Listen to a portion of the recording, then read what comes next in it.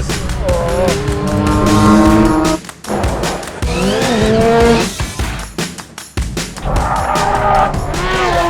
And he took one for the team. I thought that's what racing is all about. But he shouldn't really have been allowed to do it, should he? If Max Verstappen becomes available and Ferrari want him, they'll get him. And the moment he turned it on, it smashed all the windows straight out of it. It would kill a human being. It would just cut your head off.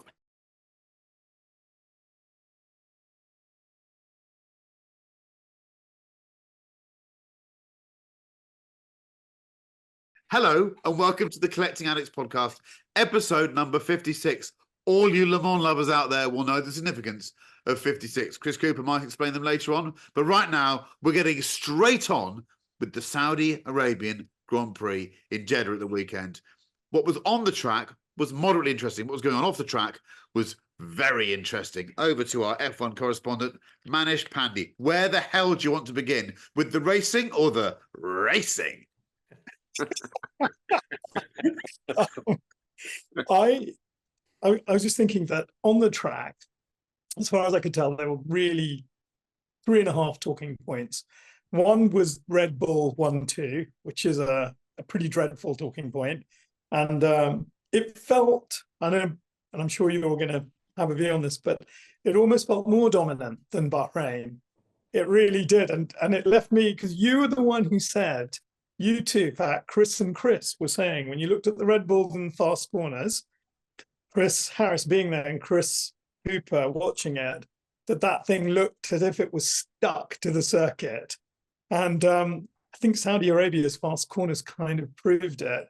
And what was really depressing, remember, I sent you guys that note from Mark Hughes in our group that Lewis and George were off throttle in the fast twisty bits, whereas Max had it nailed and Leclerc almost had it nailed. So that is boding, I think, terribly for the rest of the season if it's competition we're after. The second thing we have to talk about is Ollie Behrman. And again, I think Chris Cooper wins a little kind of celebrity Oscar, because if you remember last summer, you talked about Ollie Behrman. I did. And, kind of registered on our radar. And that's been proven. I mean, he's a talent, needs to be in Formula One.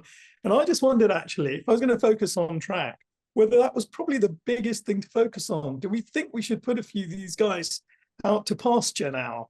Because look at what grabs your attention on track. It's the young drivers coming in. And that actually, to some extent, did deflect from a lot of the, oh God, look at your faces. No, it didn't. No, it didn't. No, it did. We're fighting over the mouth on the laptop. Edward's got OCD with the cursor and he keeps moving it, and I don't like where it is, so I'm moving it the other way. Sorry. Oh, God, I thought you were For those that are listening, myself and Ed were in the office together, and he just won't behave. Also, he thinks it's his computer, which it is. Sorry, carry on, Manish. Stroll's crash. Yeah. I mean, That was a it big. looked pretty tasty. Yeah. He didn't look very happy with himself. And was there a mechanical? No, he clipped the barrier. He clipped the barrier, and his left steering arm went. The track rod, steering arm. Slightly rhetorical, was there? Yeah, no, I know. I mean, it's. I just, Grand Prix number 2. So Did you just, on the Magnussen thing? Did you think, Manish, that was unsporting in any way, or just part of the game?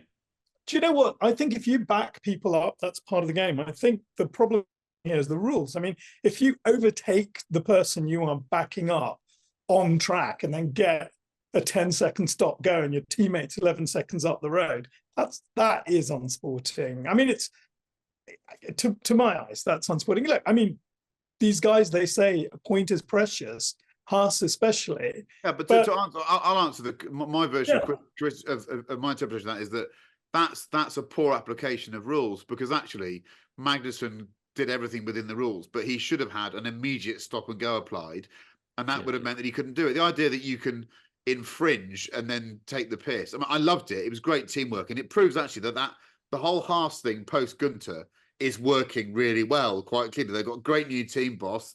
They're doing a pretty good job, and I love the fact Magnussen's obviously often accused of being a totally singular individual that doesn't like anyone, but clearly him and the Hulk get on quite well.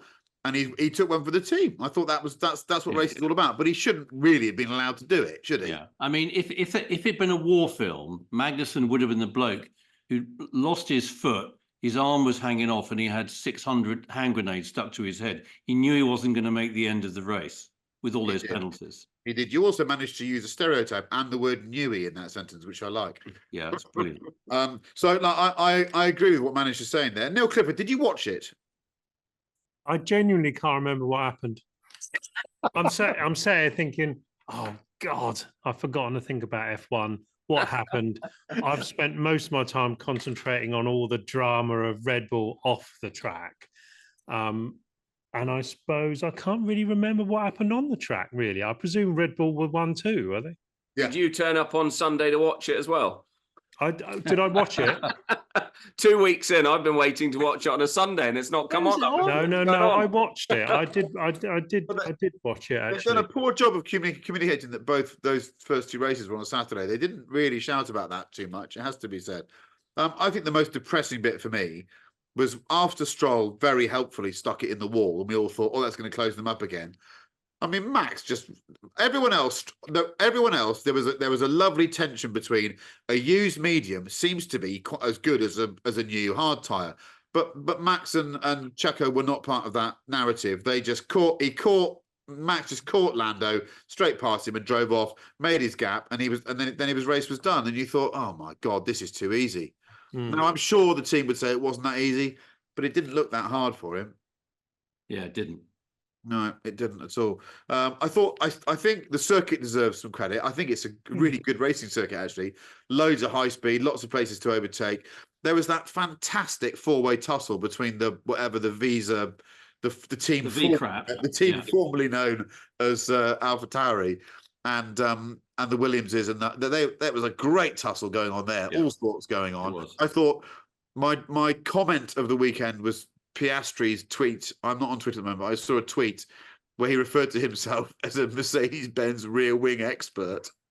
It was beautifully put by Piastri, so he deserves a pat on the back for that. Yeah, and the rest of it, the bit that I found fascinating was when Piastri was following Lewis, and I, if Mercedes said they haven't got an engine in their hold all, they really have, because Lewis could save up all his extra beans and deploy down that straight, and Piastri was stuck there for about 20 laps, wasn't he? Yeah, Piastri had a bit of a barn door, but it was a good indication of horsepower.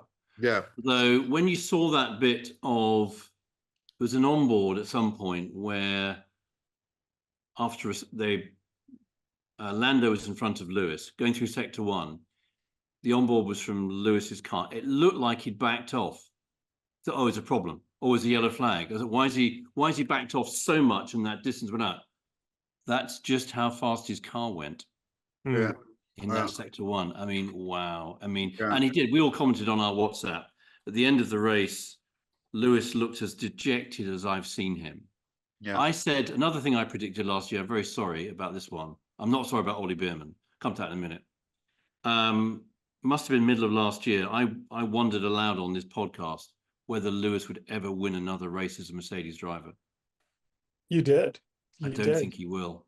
I mean, something extraordinary happens. That car, is it, they were saying bouncing. Do they mean porpoising again? And, yeah, basically. Yeah, and basically. It looks just literally like the worst of all worlds, doesn't it? It really doesn't suit him. It does. To be positive, though, just for a moment, the Ollie Beerman story is extraordinary.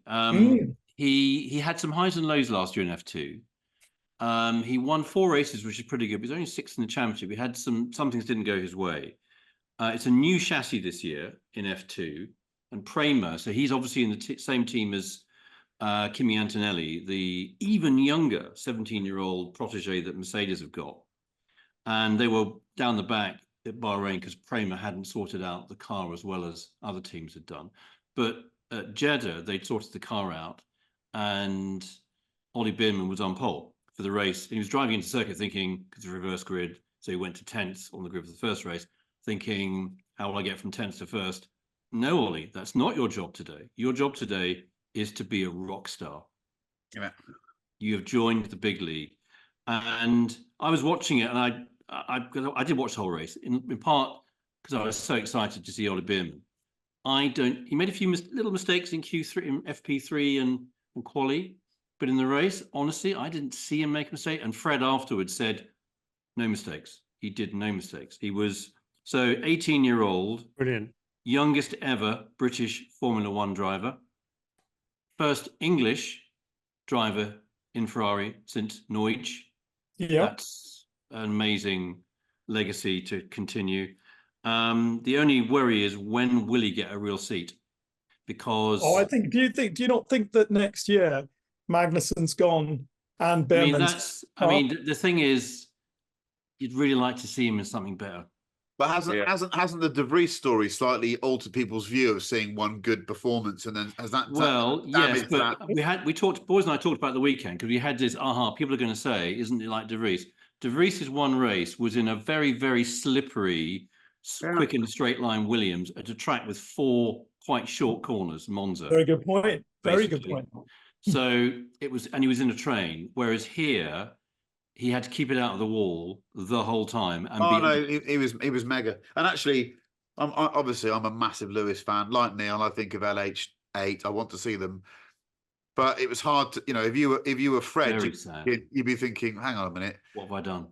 Not what have I done, but maybe a year of Lewis to see if we can become as valuable as LVMH, and then maybe we ship him on and go for the young guy. I don't know. Neil, sorry, I'm distracted here. What type of apple is in that apple juice? Because it looks so tasty. What can you tell us? What variety? Yeah, is it? This is very posh Italian water. Oh, yeah. This is the water to drink so you don't get gout. Is it? Huge. Yes.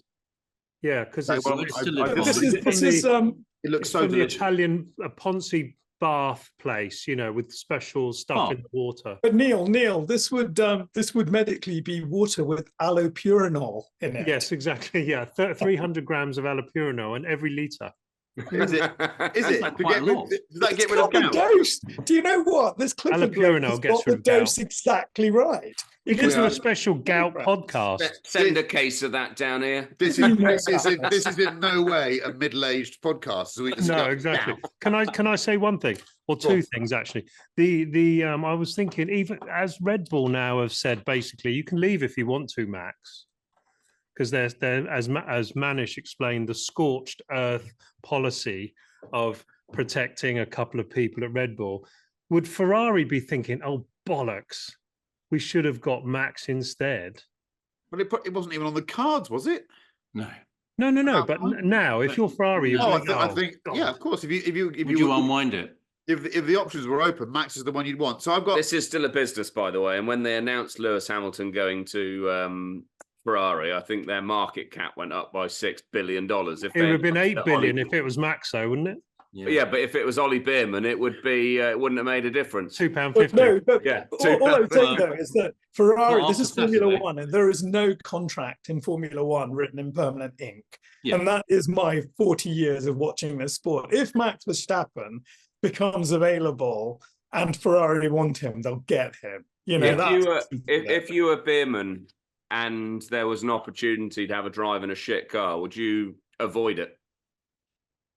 No. You have to. You take it. I think you've got to go. Yeah. Also, on the F2 chat, did you notice? If you see them in the raw, Manish, the F2 car this year has a very pretty rear wing. Really beautiful looking thing. I agree. Yeah, it's a sort of hint of Renault early turbo. It's much deeper. It's got a lot of side to it. It's a pretty thing. I think the other thing I like, if I just butt in because I didn't have any ideas 3 minutes ago, is James Vowles, which of course our clairvoyant Chris Cooper predicted him again last year. He's like the British Toto, isn't he? How cool is he? He's great. When he does his they bring him on in the middle of the race, and he speaks so well. He's got good hair. He's a Toto for Britain, isn't he? Yeah. I like him a lot. He's a lovely. He's very clever, very, very bright. Yeah. Does anyone want to talk about Christian Horner, please? Okay, so my view on this is I want to take a step to the left and back. We don't want Neil Clifford was just holding up what looked like an amphibian object that might be attached to his pelvis, and it had a sort of glistening. So I think what's going on here is a load of people who have for some time been pondering what's going to happen post 2026, and these machinations have been building for some time, and we are seeing the initial horse trading of who's going to be, what car do you want to be in 2026, and I therefore that's why C. Horner can say in a roundabout way, if Max wants to go, he can go. I don't think he exactly said that. He was slightly paraphrased.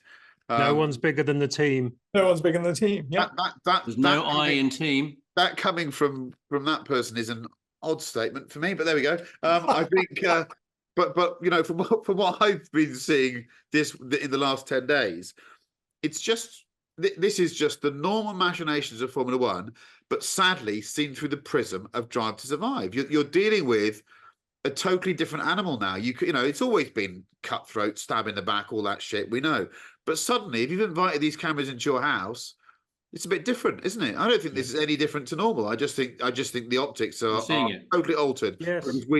Just one little thing though. I mean, you know, there is a woman at the heart of all of this, or two women at the heart of all of this. So you're absolutely right about the big picture. But managed to respond to that. I bet there were before, but we never knew.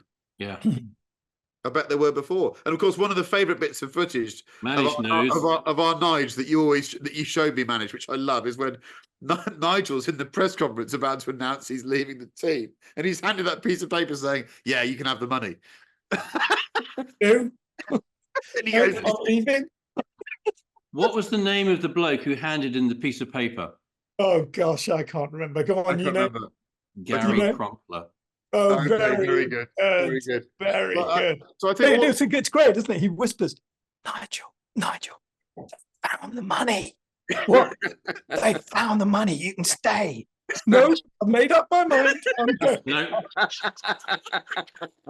I think that's right. I bet it's no different to it always has been. I think so, but there's this. You're right. Actually, Manish, you're right. There's something not great about the way that's played out. I don't know the truth of it. None of us do until we maybe are given it. But the day before International Women's Day, for that individual to be suspended, I don't know. It's a pretty brave move from Red Bull. I'd be Googling Bud Light and saying this could go the wrong way for us. You know, if a load of people say they don't want to buy our beverage, it might not be so good. I think that's a ludicrous way for people to respond. But you can see how in extremes they could do. So I don't know. Should we be grateful that there's at least some pantomime going on off the track, which keeps it more interesting? But I'm a firm believer, as a lover of the sport, that when what's going on off the track is more interesting than what's on the track, you're not on the right trajectory. So the rumor is that it's about money, as most things always are. That this management buyout thing, that's really where it's all stemmed from. And I heard that there was a tall guy with big black glasses, knew a little about shoes, that was seen coming out of the factory and was interested in buying the team. Any truth in that, Neil, or not? 100% not. But no, I don't know whether there's any truth in any of that. But it seems most things are about money. When you peel the onion, get to the middle, is about money. Yeah. Neil, I think you'd be an amazing CEO of Red Bull Racing. Actually, it'd be quite a stylish team as well. I've got my buttons. Yes, yes. And I think your top technical man would have to be Mr. Cooper. I could just see that too. Yes, it would. God, you do that. You could do all the driver stuff, Chris. You could do all the. You could be the Marco, and Neil would be the Horner. Can you imagine? We'd just be your flunkies. I would love that. We did discuss maybe we should apply now on the podcast for roles and what we'd have. So we agree that if Neil Clifford is the CEO, then you know, does that mean Chris Cooper is the Jonathan Wheatley? Which is unfair because Jonathan's amazing and he should be staying at the team. Yeah, so I couldn't do Jonathan's job. No, you couldn't, but we could pretend that you could. I would tell you the job I'd always like. Go on. I'd like to be the person. I'd like to be front jackman. I'd like to be front jackman because I think you get the best view of everything. You see, you don't want to be rear jackman, you be front jackman. I want to see. I'm not strong enough. I'm not fit enough, but I'd like to be front jackman. Edward, what would you be? Post-race entertainment. Oh, I like that. I like that. I like that. Got all the numbers. Start calling the girls and the boys in. And where will you be, Manish? I would be Bullshit to Survive. I'd be making that. The movie. Oh, okay. So you'd be director of that. There we making go. the movies. And we keep Adrian, then we keep winning, basically. Yeah, we keep Adrian and pretend we're all doing something. Oh, we keep Adrian and we keep Jonathan Wheatley, so he can keep you in check, Mr. Cooper. So he'd be the sorcerer, you'd be the apprentice. Yeah, something like that. Good. Yeah. Right. So now we're going to move on to a different subject, and I can say this with a straight face, proposed, I believe, by Neil Clifford. Yes. Washing the car. Discuss. Now, as someone everyone knows, I'm not very good at cleaning anything, least of all myself. So let's move in to Neil Clifford describing with some sensuality how he washes a car. No, I pause now. Please assume your best Swiss Tony voice. No, I don't. I, and it sounds awfully wanky. I don't really often clean cars because I'm really, really rubbish at it. And I don't have the patience. I don't have the discipline. I don't have the skills. I don't have the equipment. It's always done badly. I've run out of concentration. So the front half's been cleaned and the back half is all smeary and horrible. So, and now Mr. Cooper also uses the wonderful Charlie. Lovely Charlie, who's local to us, or in fact, Matt. I've got a Matt as well. Ooh, I don't have that, you know, once every couple of months. I'm not obsessive about clean cars. I do prefer a clean car. We've talked about it before. Clean cars are nicer. They go faster. You can enjoy them more. Yeah. I'm not obsessive about that, particularly in these winter months when you literally drive 100 yards where I live. The car is bloody filthy. But no, I'm rubbish at it, and I'm sort of consciously incompetent. I don't like to attempt it because I know it would be worse than when I started. And I admire people that do. I really admire people. They've got their foam and they've got all their different nozzles, and you know they know the timing. They know Do you admire that? Do you admire the 2-bucket method? I do. I admire it. I've got a wonderful friend, George, who's a wonderful photographer, George Williams, and he spends hours cleaning that. Was yellow, now is purple Lotus, and it's absolutely pristine. And I admire the attention to detail. I think it's my sort of ADHD meets dyslexia meets whatever else I've got. I just can't concentrate on anything for longer than 10 minutes, let alone cleaning a car. Right, Chris Cooper, you're itching to answer this. Carry on. So years ago, when we started growing up, and we had the first time I had a nice company car, I loved cleaning it. Because I liked the end result, and there was something about my hands over the form of the bodywork of the car. And pause. Which I have to say, I did quite. It was just very lovely. It just sort of, you discovered the car. What car was it? I'm talking about a car here. Well, it would have been my MR2. It wasn't matron at school, was it? Wasn't. No, I didn't. No. Well, unlike you, Chris, I didn't go to school like that. Oh, here we go. I didn't. Everyone at my school had rear cigarette lighters. The local. We just had rear L letters on the back of our Fords. That's what I grew up with. Wait, then I've got a violin here somewhere. It's a very small one, I bet. But lockdown. When everybody had to shut, and we had that first spring of lockdown when it was lovely weather. I completely got the bug of washing cars, and there was some website I found where there was just millions of things you could buy to help wash the car. So I got 2 buckets, the buckets with a little grid at the bottom, so all the little gritty bits, all kinds of different little mitts, because obviously sponges, no, you cannot wash a car with a sponge. I've got the mitts. The mitts are good. I'm just sending you my therapist's number. Hold on. And the snow foam, the pre-wash thing. I did a lot of market testing on which was the best one and how could it be done from a hose or should it be done from a jet wash. I also, my pièce de résistance, and this is actually quite embarrassing, I was suckered into buying those big filter things that you could mount on the wall near the hose. So, because where we live, and anyone lives near London, the water's quite hard. So when you wash and rinse the car, you get those little streaky marks that are sort of like. If, however, you use these wonderful big, and they're about 1.5 meters long, weigh about 15 kilos. So you've got to mount them to the wall quite carefully. I had 2 of these things. So you put the water from the hose into that, down through one. I had 2, because obviously in my world, more is always better. So I had 2 of these big filters, putting the, no, Neil, I can see with your no button. I'm getting going. 2 of these big filters. And you could sprinkle and rinse the car with no watermarks. So yeah, in answer to your question, if you get into washing the car, it's a bottomless hole. I loved it. And now all of that stuff, I don't know where it is now. It's all in the garage somewhere. I shit somewhere. I like the fact that you used, I like the fact you used the word hard twice in that description. Okay, so I'll make an admission here. I've always openly laughed at this kind of stuff, but slightly unfairly. When I was younger, when I had my first little Mini, of course I polished it and I washed it. You do that. And then I became a thug, and I didn't really get why you'd wash cars, unless it was. I quite like washing a lot of debris off a car if it'd been on a really long journey, because that felt like the right thing to do. But the great Peter Robinson, who I often mention, who is for me the greatest fitness ever, who I love, Robbo, and I saw him in Australia when we were out there about a month ago. I remember him having a go at me, not just because I was itinerant and lazy. He said, "You never really know how a car's built until you washed it, because then you'll understand panel gaps, you understand panel fit. Yeah, you'll also have a much better idea of design. You'll see shapes, you'll feel shapes that will make you admire what's gone on more." And he somehow managed to describe it in a sort of non-salacious way, unlike Mr. Cooper. He didn't allow himself to dip into that sort of quasi pornographic description. He was being an adult, and I sort of got it.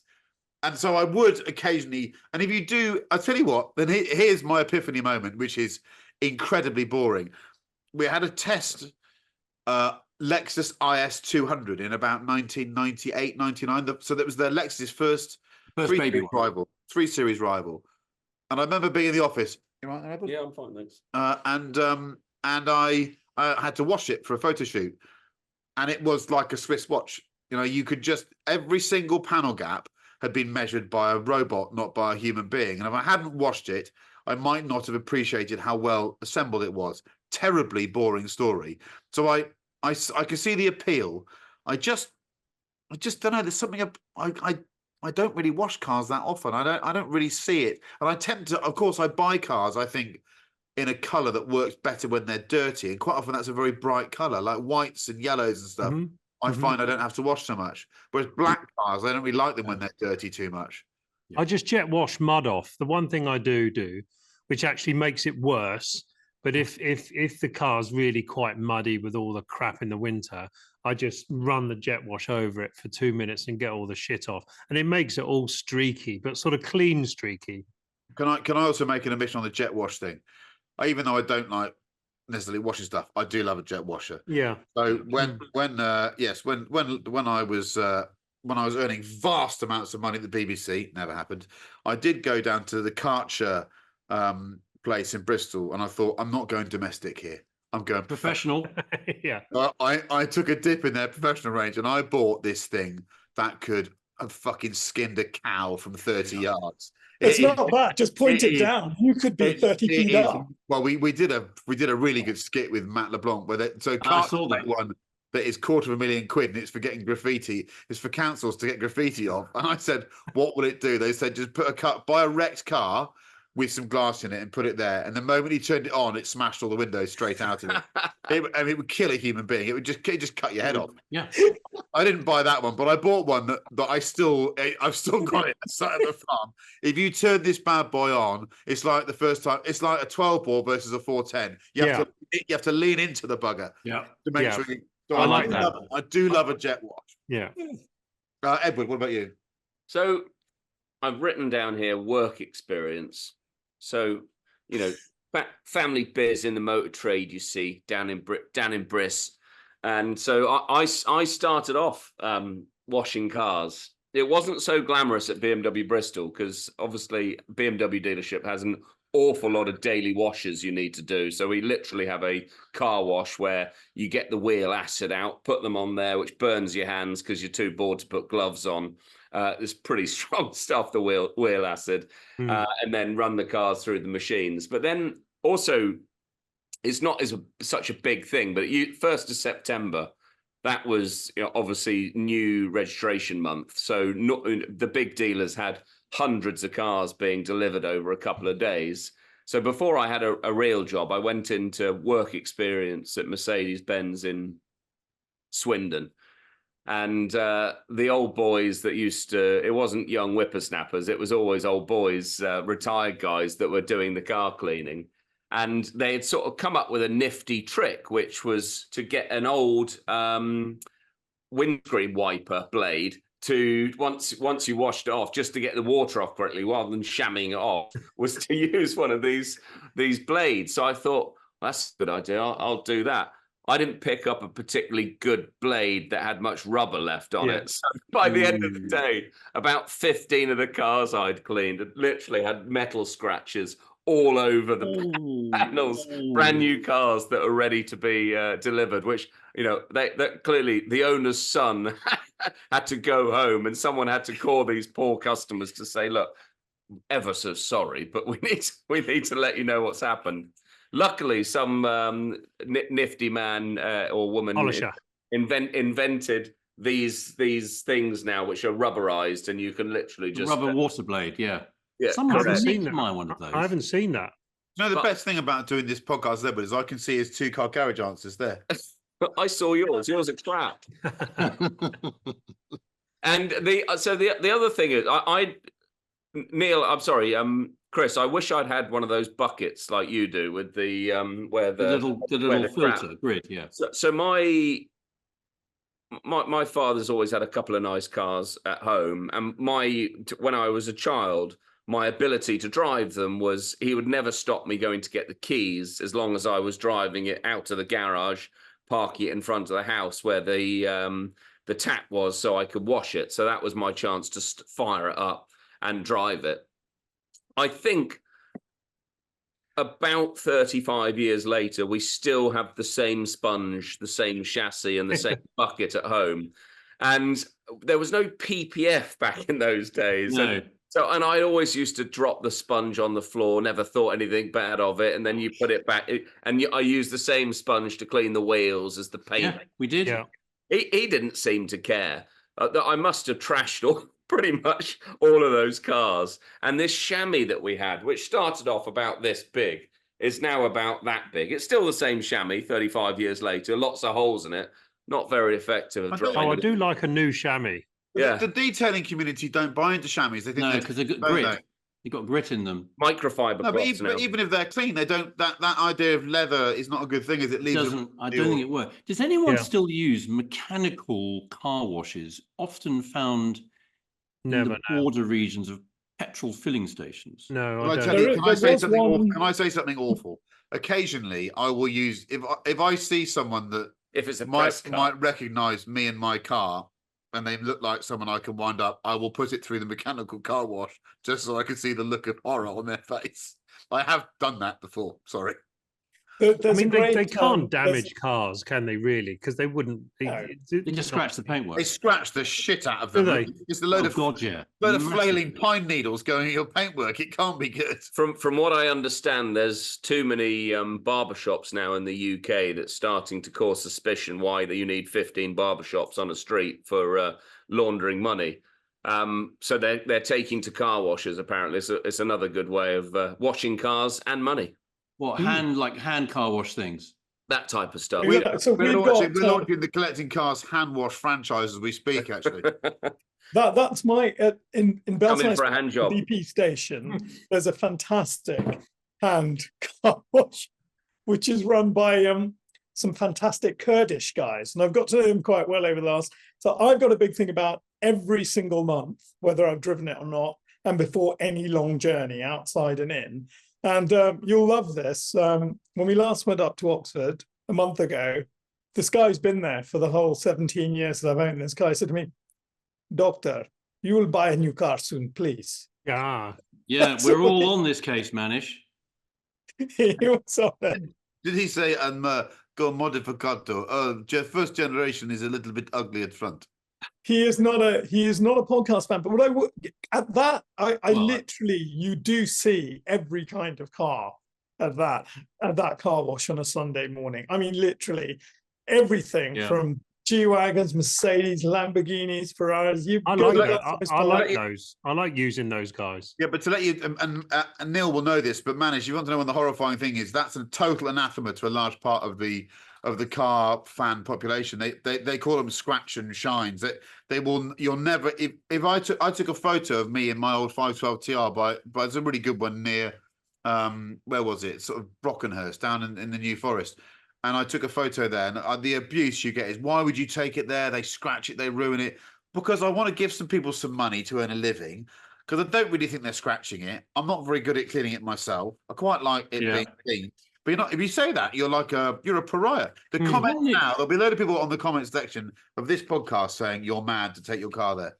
They do a great job. They do a great job. And honestly, they've got they use a little bit of jet wash. I remember actually once we went to Tobago in the spring, and I really cleverly parked the car under a tree. And I came back, and the roof literally every millimeter was shat on. So I took it in. They used the jet wash, and they could get rid of maybe 15% of the melt. I mean, literally with their industrial. So this guy drove my car out, got it wasn't a razor blade, but it looked pretty sharp, and he literally spent an hour peeled it off, teasing bird shit off the bonnet, and it was pristine, not a scratch. So I'll not have that said. Bird shit. We need that as a chat at some point. What's that? Bird shit. The art of getting bird shit off a car. And also what bird shit can do to paint. I mean, it's worse than uranium, isn't it? It'd kill anything. Bird shit. Yeah. Right, moving on. So, auto or manual? When is auto better? Chris Cooper. This used to be really easy, didn't it? Because you'd sit on the, in days of Auto Trader, Top Marks. Remember Top Marks? Oh, I loved it. It's the perfect bog breed. You'd sit on the bog, the toilet or lavatory, depending on which side of the river you came from, and you'd flick through Top Marks, and look, you'd find the car. I think that's the car. It's got the colour, the inside, and you'd read through the prescription, and auto, and that would just kill it, because autos used to be rubbish. They're always 3-speed slush-matic, horrible things. They were slower. They were less economical. They didn't do anything. And then it all changed. And now I think it's actually quite complicated. It's quite an interesting question. So there are which cars? I'm kind of torn. It's no longer, and I think I looked up this stat a while ago. Now, well over half, I think, might be about half of young people, 17 to 20, whatever, are having their lessons and taking their test in an auto car. So their driving license will be auto only. It's an interesting point about, how clever these transmissions are getting. When is an auto rather than a manual? Anyway, that's for another occasion. So it became really complicated. So the Alpines, we all love Alpine A110s. And one day, Manish, we may see you in one, an Alpine A110. That's auto only. I wonder whether that will be I found that out on Sunday. I went to Brent Cross, which I told Neil I would do, and they look fantastic. And I sat in, they had that beautiful blue one, but it's auto only. Yes. Yeah. So it's a good auto gearbox, but because the engine is so characterless, I just think the car will be more enjoyable. It'd be nicer to row along with the manual gearbox because the engine isn't. So there's a complicated Collecting Addicts little formula and little spreadsheet, multi-dimensional model in here. And one of the factors will be, what's the engine like? So something like a 992 or a GT3 of some sort. It's lovely to use with a PDK on a track, but on the road, it's just a manual. It's just so much nicer to use. A lot of it depends on the characteristics of the engine. Whereas, something like my sausage, you couldn't imagine that with a manual gearbox. But for the avoidance of doubt, Chris Cooper wasn't talking about little Chris. He was talking about his Panamera Sport Turismo, which is known as the sausage. Okay, for God's sake, Chris, you've got to clarify this stuff. Sorry, it's been one of those days, hasn't it, today? So I think it's a really complicated. It's no longer as obvious, which is manual, nice, auto. Yeah. So let me that is, even by your standards, the most long-winded way of not answering the question. You were asked when is auto better, and you have not specified it. Is that what I said? I just said I got auto or manual ? That's expensive. And when is auto better? When is And auto when is better? auto better? 997 It's a very turbo. complicated formula. Neil Clifford, give us an answer. I think when the engine is huge and the big, beefy, cruisy sort of Bentley, Rolls-Royce, massive Mercedes thing, you don't want one of those things with a manual gearbox, do you? No. You don't want a Bentley Conti T or a Bentley W12. I don't think you'd want a manual in that. It's those beefy, big cars, which I think is better as auto. The one little itch on my mind here as I've watched the Chris Harris, I don't know whether it was that program we can't mention or it was just Chris Harris driving cars nicely YouTube thing, the TDF launch and the yellow car. Oh yeah, I remember you saying, I suddenly get it now. This car cannot be manual. It would just be too difficult to drive as a manual. So there is the moment where it's not just about the big sort of lumberous saloony engine things. It's jumped the shark or whatever. It's gone to really sporty things like the TDF or the 812. The TDF would be undrivable with the gear ratios. You'd be going for two, and sometimes you're getting 2 gears in a corner. You know, it's too much. Yeah. And I think the type of gear shift you'd need to deal with all that torque would be pretty cumbersome. So I see it. Doesn't mean actually I prefer it. Is that 8 gears? The TDF? Yeah, 7. I've been a bit cruel to Chris Cooper here because I'm not sure I can answer this either. I think in the old days there was some simple answers, as Chris points out. There's the idea of the auto is automatically shitter, apart from a couple of knowns. Mercedes-Benz's tended to have really clunky gearboxes, and the autos were always better. And if you had a BMW, a particular BMW, and you could get the optional 5-speed auto, quite often that could be sweeter in the car. But it was give or take, it was a little bit of a nuanced one. You couldn't tell. Sports cars always needed a manual, and then Audi launched this thing called the TT with a DSG gearbox attached to a 3.2 litre V6. The rest of the car was dog shit, but we all drove it and went, "Oh my god, this pre-selecting gearbox thing's a bit clever." And I do think it altered the way we approach these things forever.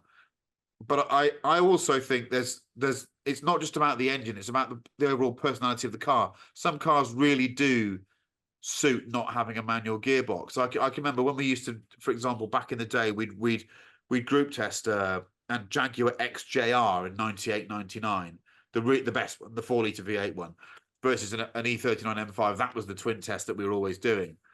And there's that Jag had that J-gate thing. Yep. It worked so well.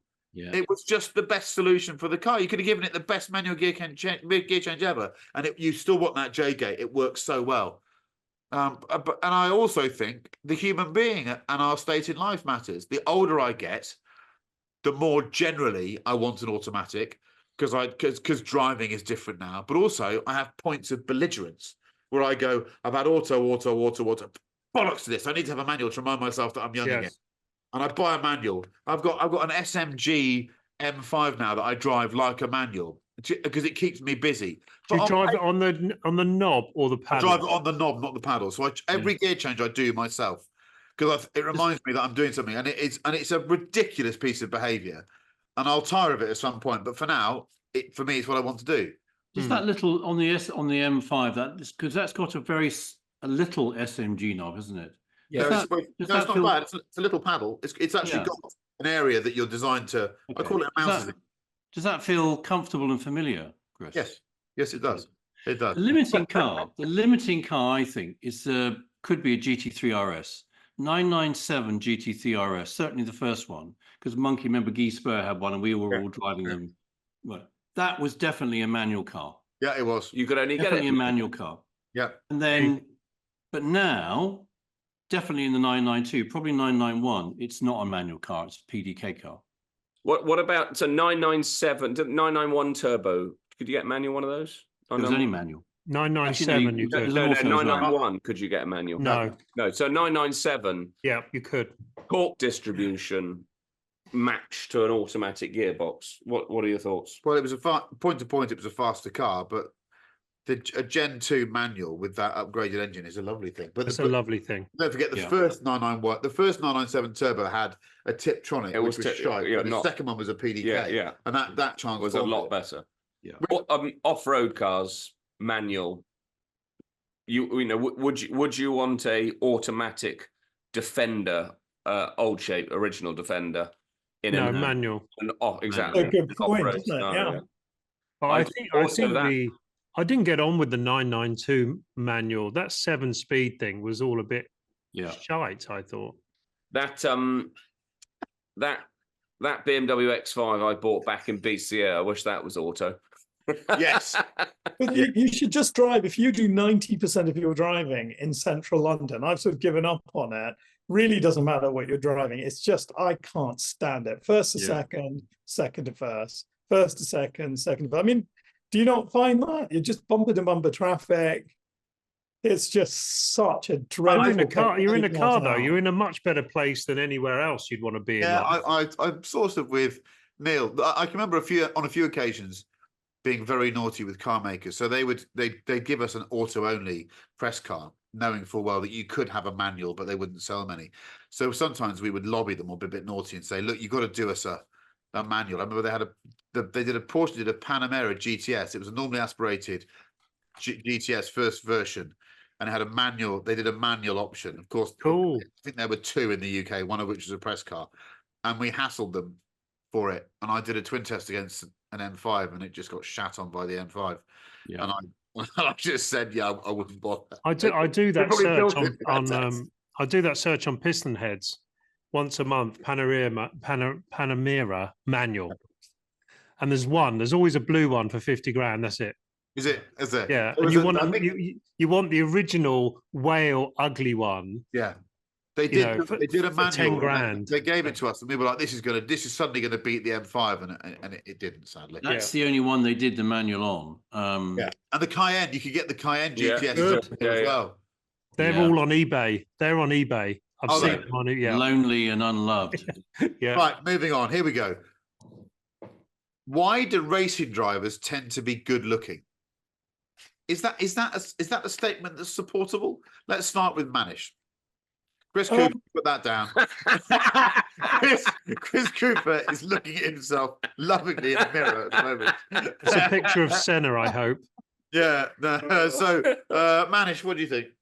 I think they probably are. I don't know if they have always been. And as you know, in Lucky, we ended up just looking at archive, literally beginning in 1950. And I don't think anyone could say, sort of, excuse me, Tatsuo Nuvolari was really good looking, or Fangio was really good looking. But I think they have become better looking. And I think there's a good reason for it. I think that probably the differences between drivers through the junior formulae isn't that huge. And I think you have to be marketable. And I think you can be marketable. There's probably one guy in 50 who's got that kind of out and out speed, the outlier. And then you've got the other 49 who sit somewhere close to the bell curve, and one of them's going to look slightly better. And then there's another, I think, genetic reason for why motor racing drivers are good looking, and that's because it takes a lot of money to become a motor racing driver. And people with lots of money, it has been proven, marry prettier women. That is what they do. And they produce these good looking, and it doesn't matter how ugly you are, if you've got a 9 or 10 or 11 digit bank account, I think you will find that attractive woman, and I think you are more likely to produce that good looking boy. Cool. And That's interesting. I think. Or they. Stop it. So I can't disagree with any of that. Chris Cooper, how is your mirror? It's broken. I don't. I don't look in that how I thought I would look. It must be a malfunction. It's quite a hard one. I know that. I guess we all get the premise behind this, because there are currently some good-looking racing drivers in F1, and part of that is going to be, well, they spend the whole time in the gym. They live healthily. They work out. You know, we'd all look better. I certainly would. If we did Come on, guys. You know you would. I love you anyway, but I'd love you more If you were, If you were better looking. if you were better looking. I've worked think on some these of- kits for years. I think some of it is because they are fit and vital and well looked after, and they don't go on nice holidays and sit in the sunshine and so forth.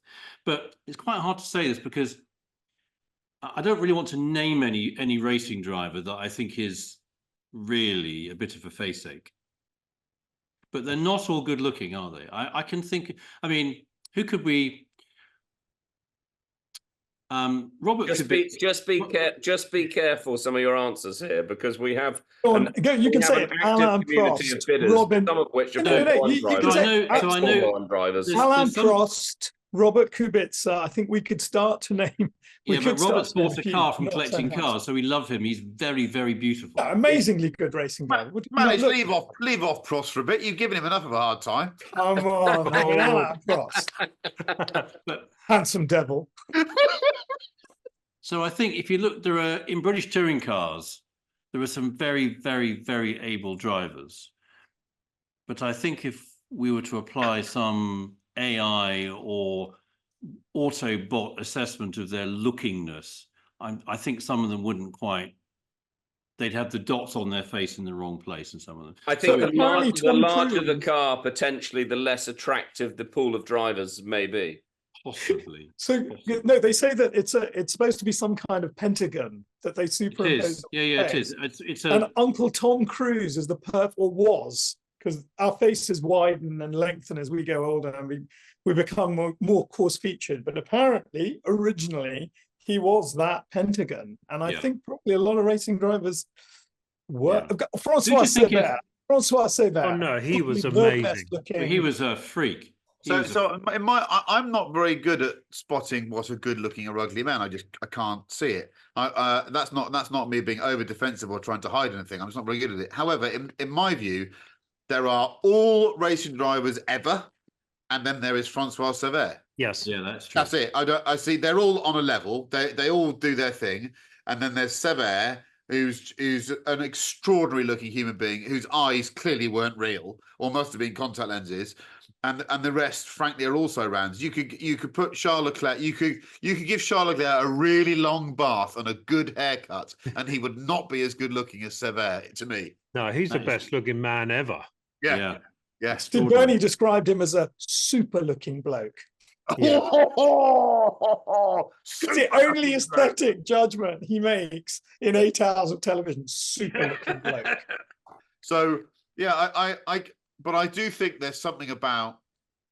I think racing drivers, when we observe racing drivers, we think they give a shit about us. They don't. They care about their rivals. They care about their teammate number one. They care about the other 25 goons on the grid. And can you imagine winning a race, then standing there, not having sweated much, looking immaculate, on the top of the podium? How much more annoying and demoralising that would be for your opposition. Now, Schumacher wasn't conventionally, I'm sure, the best looking lad.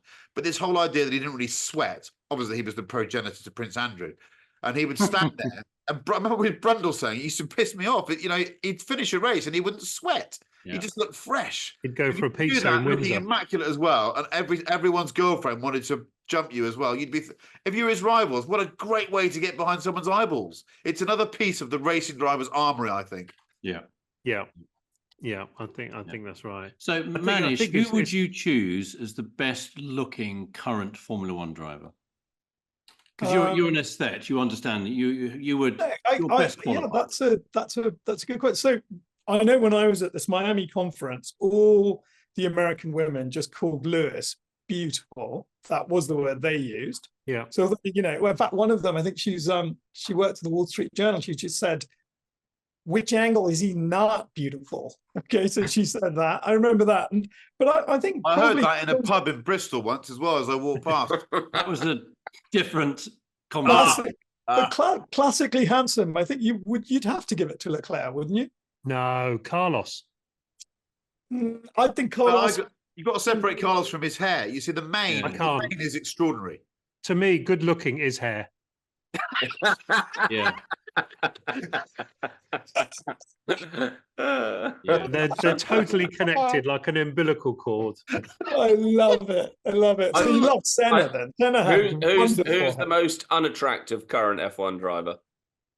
Oh, come on, we can't do Oh, that. that is so We mean. can, and we all know who he is. I think we do. He might have had an off at the weekend. No, I wouldn't. He's got good hair. Yeah, He's got well, good okay, eyebrows. but you've got your man with the hair, so you can throw this Yeah. one the ball. No, but if I I had to just line don't all see it the, that way at all. all this You is like getting a it? very tricky conversation. Really, I can't spot it either way, really. Lance looks like a Thunderbird's puppet. Leclerc, I don't think No, he's Lance good looking. does. It was those eyebrows. He's like, Dad. Neil Clifford, Dad. your F1 Liberty gives you a pink ticket to have one Formula One driver for your next man bag campaign in London. Who'd you choose? I would choose Carlos. I Yes! would choose Carlos. There Yeah. you go. That's why Carlos. Ferrari have probably made the wrong decision. Oh, they have. They should have chosen the hair. Okay. We're very quickly going to touch on the news that was breaking yesterday and this morning that the McLaren might be up for sale, or a chunk of McLaren might be up for sale. That we're hearing that the Bahraini family that's been an incredible custodian to that business and has pumped a lot of money in is losing patience and might be looking for a buyer. That buyer could be someone from China, but also It didn't sound like it might be. It was like, get rid of it. okay. But I'm trying to be polite here, Edward. Please shut the fuck up. So I reckon, and they're also mentioned a company called Tesla. That's the bit that I find mind-blowing, ridiculous, potentially commonsensical as well. So Neil Clifford, what do you think? You have a view on this, don't you? I think it'd be a masterful stroke, wouldn't it? If you're Elon, it's like money down the back of the sofa, and what is £1 million or £1 billion maybe? Or he got so much money. What's he worth? 400 billion or something? 250, yeah. So it's like the Tesla or SpaceX sushi budget. You could buy McLaren. I mean, fuck it, you would, wouldn't you? And actually, there's a nice parallel with how his business began, because he started by putting batteries in an electric sports car chassis, didn't he? At least, yeah. So can you imagine? And also, when he made his first 20 million, he bought a McLaren F1 and then wrecked it. Yeah. So, but the value of McLaren is amazing because of its heritage, right? It's a fabulous thing. Yeah. Ron Dennis probably should never have been booted out, because it would probably be doing a lot better if he was still there, because the doors might not fall off or whatever goes wrong with the bloody things. I love the look of the. I'm trying to borrow a fucking Artura for a week. You're not helping here. Well, No, but I had one, but you just always was worried that the windscreen was going to pop out. It just wasn't built very well. I'm sure they're much better now.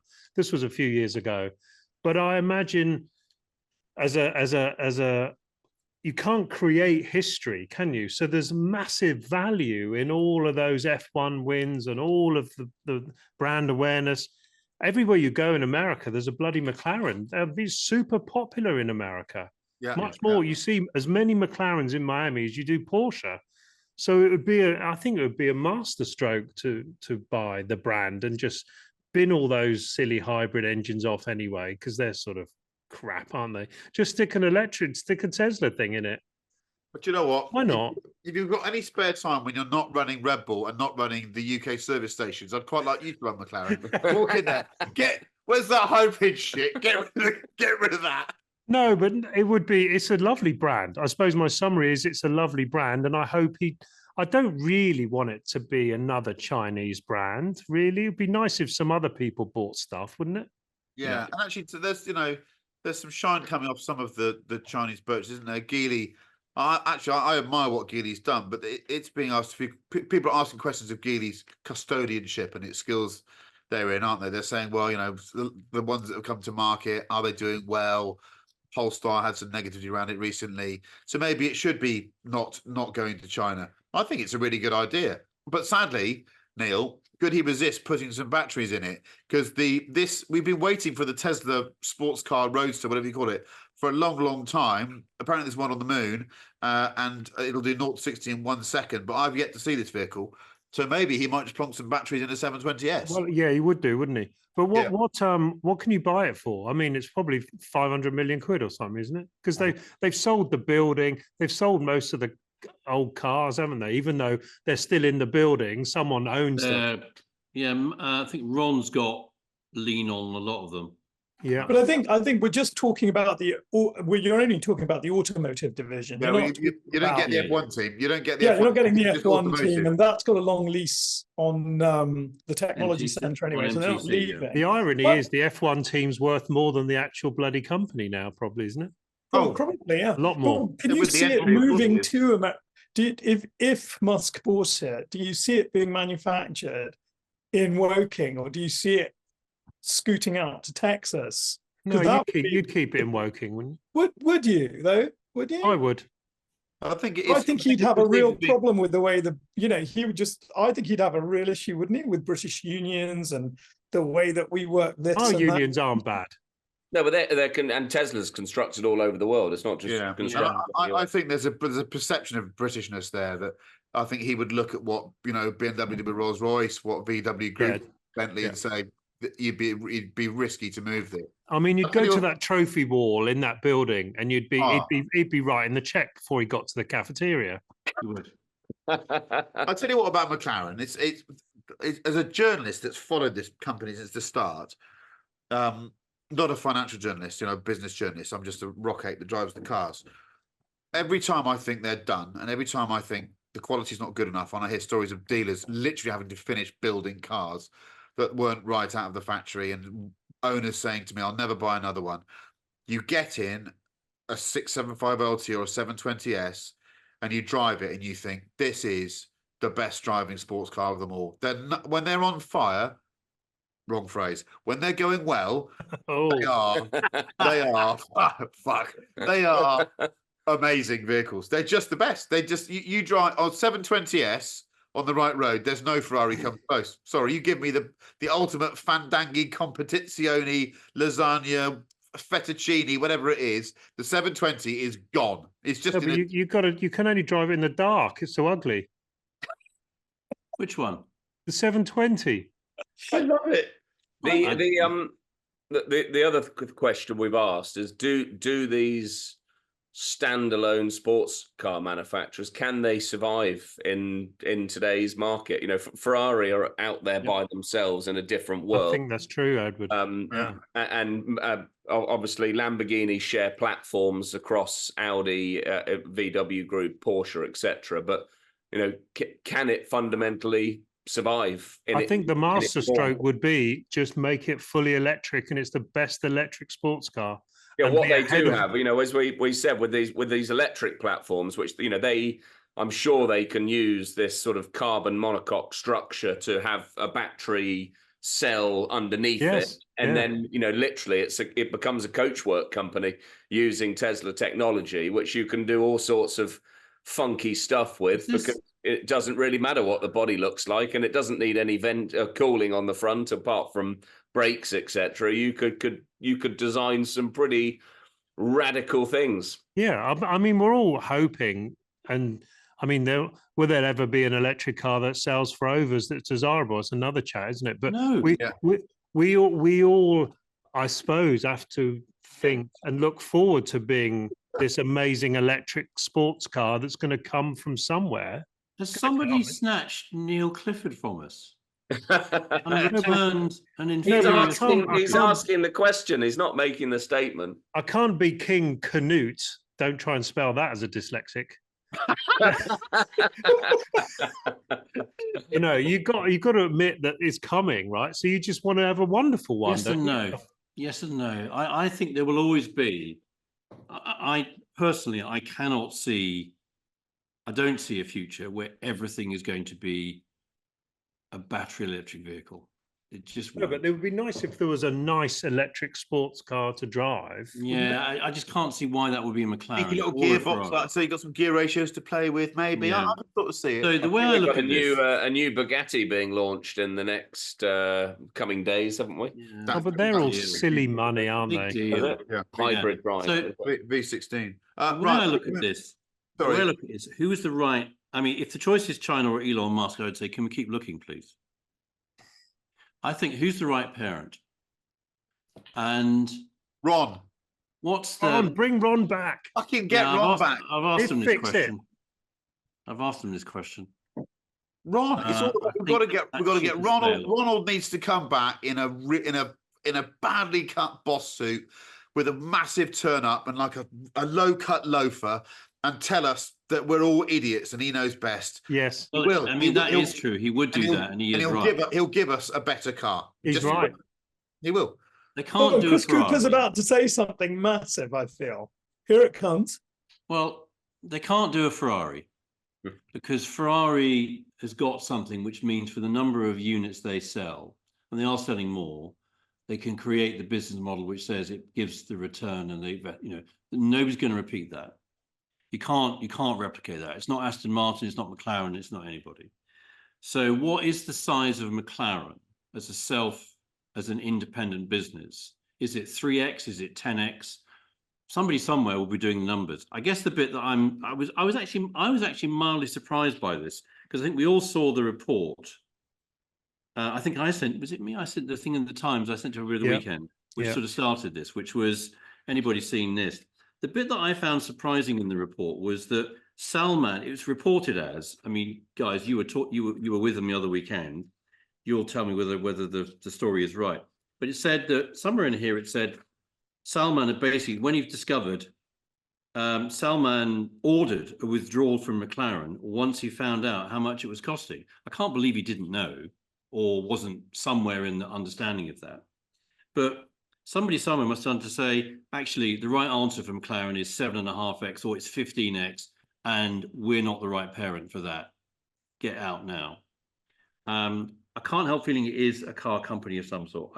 Tesla's not a car company like we would appreciate and really want. So my answer to the question is China or Elon, can we keep looking, please, would be my answer.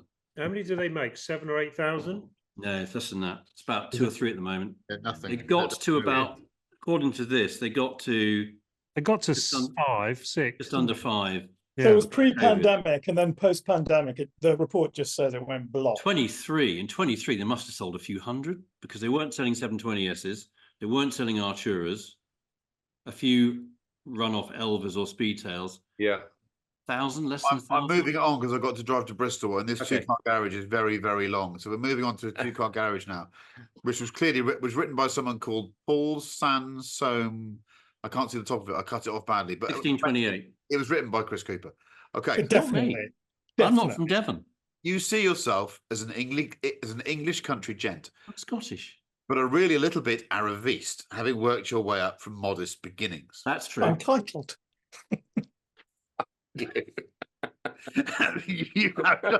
You've just sold your last Aston Martin very well, and now have £150,000 burning a hole in your pocket.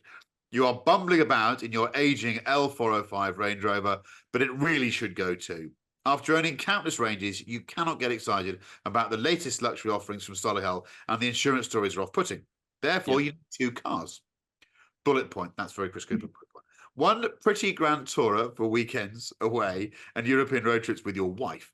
She doesn't like mid-engine cars. Again, a statement that no woman's ever made in their lives. So a classic large capacity engine up the front. I'll tell Lynn you said that. As she also likes open top motoring, a convertible is going to always go down better. Yep. Could be better phrased that. One 4x4 with genuine off-road abilities that has the cargo space and importantly height to accommodate your 2 golden retrievers in the boot. The increasingly slopey-backed SUVs, inverted commas, very Chris Cooper, being churned out by the manufacturers seldom offer the hounds the required headroom. It needs to have a stupid V8 petrol engine. The old Rangey is a PHEV and can feel like it needs to be worked hard. Jesus Christ, this is laborious. The car should also have impeccable road manners. So you've been reading Autocars circa 1978, as it will need to make long trips a pleasure, not a chore. It will roam from the deep valleys of Devon. He's gone full poetic mode now, to the purple moorlands of Northumberland. It should not look like it is about to deliver Class A drugs to the local neighbourhood. Definitely you, Chris. Just Cooper. Luxury accoutrements are also a requirement. to soothe its tired occupants with leather-bound indulgence on these long journeys. Budget is the aforementioned 150 quackaroos. Right. To get on with it, someone. I need to get rid of it. I quite like having a 2-car garage from the same manufacturer. These are going to be used cars, but I think just having sort of either with his and hers, or his and his, or hers and hers, whatever they are. So a BMW X7, large, perfect for the dogs, an awful lot of leather. Probably wouldn't want to take it off-road with its road tires, but it'll be lovely on the road. And, you know, I'm sure it'll do something off-road. And I quite fancy an M8 convertible. I like those. Yeah. Oh. You would like them, Chris. We know because of your past purchasing. It's the 645 Reborn. Yeah, it is. Both of them got the big 4.4 litre V8, normally aspirated, not normally aspirated, twin turbocharged, with the hot V. The hot V. Yeah, I think that would be. I think that would be a good pair. And if I did decide to deliver Class A drugs, I could do it in either of those as well. He's answered the question. Manish. I am going to go Audi, the SQ7, which I think is actually quite a handsome thing. And I managed to find quite a nice YouTube video of the thing off-roading, and it looked like it could off-road a bit. It doesn't have too slopey a back, and it's pretty quick. But I think my other V8 would have to be, let's see if I can make this work, the Maserati Grand Cabrio. Yeah, good nice. choice. Yeah, I think I a lot love of that us car. considered that. Yeah. I think that's a gorgeous car. Yeah. And They it's cheap, very, they'd very work within quick. your budget as well, whereas Ed was massively over budget. No, so the Grand Cabrio them. found a good one for 60, and the SQ7 used one for 90. You get the best one in the country for 60. That's a tidy little 2-car garage there. Chris Cooper will struggle to beat that. Yeah, I probably will. So I reckon the Pretty Grand Tourer is going to be either an S63 or an S65 cab. And we choose one of these every week. Yeah, Can one of us just buy one? Because they're so good. Yeah. The S65 that we've all looked at is still there winking at all of us. The 4x4 is a bit interesting because, if I may modestly submit, there's a little bit of Class A about some of the choices so far. And there's a lot of Class A about the sort of the normal version of what I'm going to propose, which is current model V8 Defender. But on the configurator, there is a county pack option. Steel It's wheels. available. It's actually only available for the Bogo 300D. But I think, given that I am a sort of pseudo fake English country gent, but certainly a lot arriviste, I'd be able to persuade the nice people in Jaguar Land Rover that county pack would be available on the V8. So it would have clear glass, the slightly bigger white steel wheels, so not the 18-inch ones, the 20-inch ones, bit better balanced, that nice blue paintwork, white roof, tan interior, V8. I think that and an S6, you probably have to have an S63 with that. That's decent. I think Mrs. Cooper would be surprised that I'd not cocked it up, but hopefully happy. And I tell you what, Chris, I can imagine you becoming mildly tumescent as you watched both of them. Neil Clifford. Right. California, Ferrari California T. Has to be the T. That's the one. It's the fucking choice. It's the choice. Has to be the T. And you get ex Neil Clifford, Potsy Blue, California T. yeah, or there was Again, you've jismed on my idea. yeah. No, it is because it's the right choice. There was actually one in Rosso Venezia, Simon Furlonger. Can't pronounce him. But I think that's a lovely colour, the old Rosso Venezia, dark red wine. Yeah. The 30, don't know what it really did, but it's like that little special edition where the exhaust pipes and the a bit speedier. So I'd have that. And actually, the car he owned was the right car. So he's just going to get another Range Rover 405 long wheelbase, because actually it chosen right in the first place. It's the coolest V8 dog car, and you get the long wheelbase, the V8.